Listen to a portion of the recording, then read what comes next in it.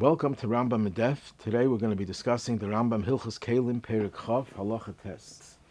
Dough that was attached to a kneading trough in the cracks and was touched by a sheretz. Does the tumah of the sheretz that's on the dough spread to the rest of the trough? So it depends. In pesach, if it happened during Pesach and the dough is chametz,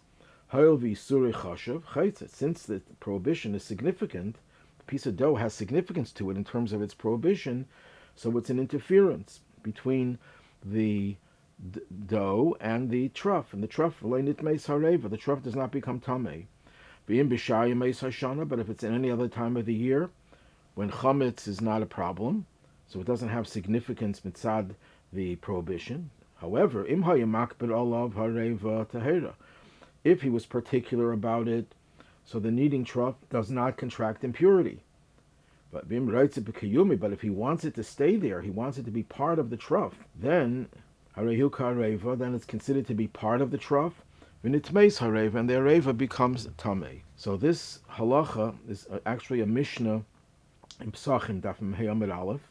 There it says dough that's in the cracks of a trough. So it says there, if there's a kazayas of dough in one place, then you have to get rid of it before Pesach. But if there's no kazayas in one place, less than a kazayas doesn't have the prohibition, so then it's batal b'mi'utay, and you don't have to get rid of it. And then the Mishnah says, v'chein le'inyan hatumah. The same thing applies to impurity. So the Gemara, Daf Mem Vav, the way Rashi explains it, he says that if the sheretz touches the dough in Pesach, then the Isser is chashuv. The dough is chametz between the sheretz and the areva, and the tumah does not go to the areva, to the trough. But Rashi adds that's only if there's a kazayas, because that's when the prohibition of chametz has status, when there's a kazayas. And then it becomes an interference between the dough and the areva. The dough has its own significance. But if it doesn't have a kazayas, then it's part of the areva. Any other time of the year, it doesn't depend on the shear of how much dough you have. It goes by whether you're makbid or not makbid. So the Tzlach asks a question on the Rambam. Here the Rambam writes, if it's Pesach, since the prohibition is chashuv, it's a chatzitza, and the areva doesn't become tamei. And the Rambam doesn't distinguish between whether there's a kazayas or less than a kazayas.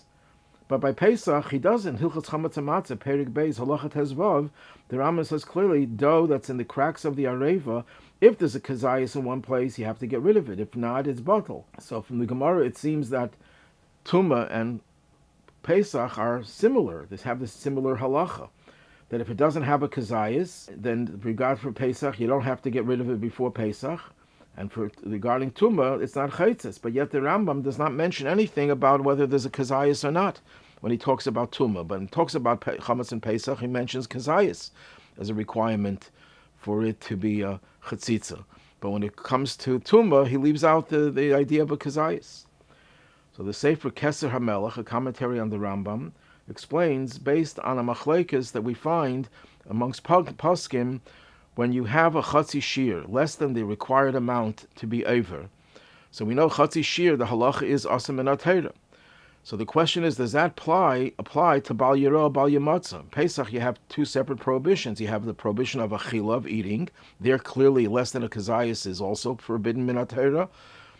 But what about bal yirah? If there's bal yirah less than a kazayas, then you would have to be mevatel. You would have to nullify the chametz, even if there's less than a kazayas. True, the prohibition of eating, the punishment for eating the chametz doesn't apply, and therefore it's not a problem on Pesach, mitzad the prohibition of achila, but the prohibition of bal yirah still applies, even less than a kazayas. So the Chacham Tzvi famously says that bal yirah, bal yamatzah does not apply, does not have the prohibition of chatzi shir. And it seems from many poskim that hold that the Rambam holds differently, that the Rambam holds that bal yirah, bal yamatzah, you have min torah, even if it's less than a shear. So therefore, the Rambam doesn't distinguish when it comes to Tumah between whether it has a kazayas or not. Why? Because if it's chametz and Pesach, even if it's less than a shear, true, there's no prohibition of having the butzik, the dough in the areva, but there is a need to still be mevatel the chametz. You don't have to be mevayer, you don't have to destroy the chametz, because you're not going to come to eating it. But the bal yirah is still there, at least there's a prohibition of bal yirah, and therefore you have to be mevatel the chametz.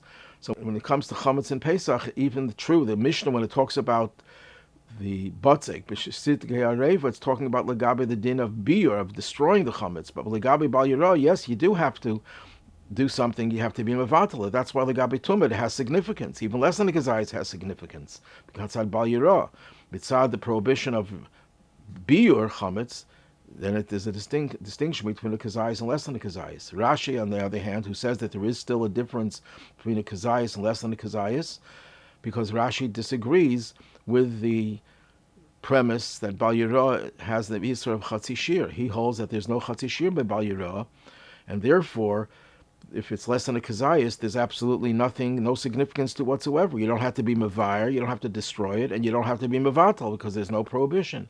Therefore, according to Rashi, the tumah would depend on the status of whether it has a kazayis or not.